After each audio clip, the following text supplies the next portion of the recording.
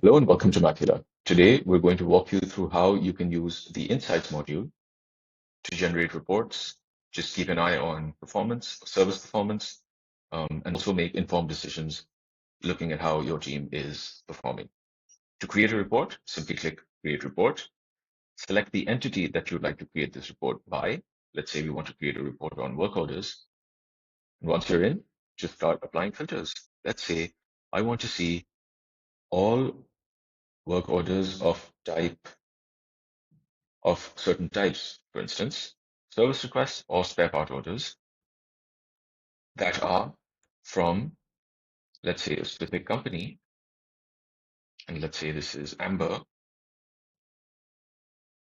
And now, as soon as we do that, our chart updates to show us spare part orders and service requests.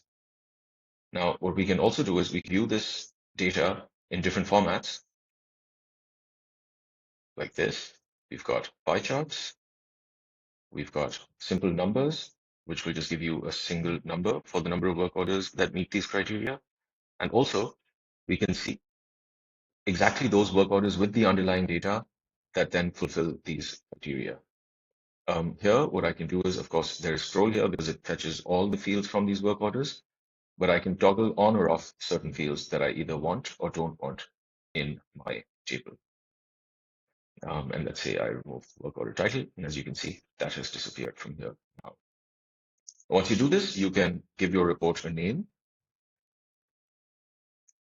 service and spare part orders for Amber.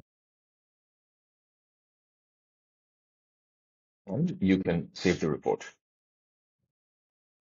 Again, while you're still in this report, you can add some segmentation. Let's say you wanted to see the statuses of these work orders. So now we can see of the service requests, of the few service requests that we have, we've got 3 that are on hold, 1 that's closed, 1 that is with the status visit scheduled.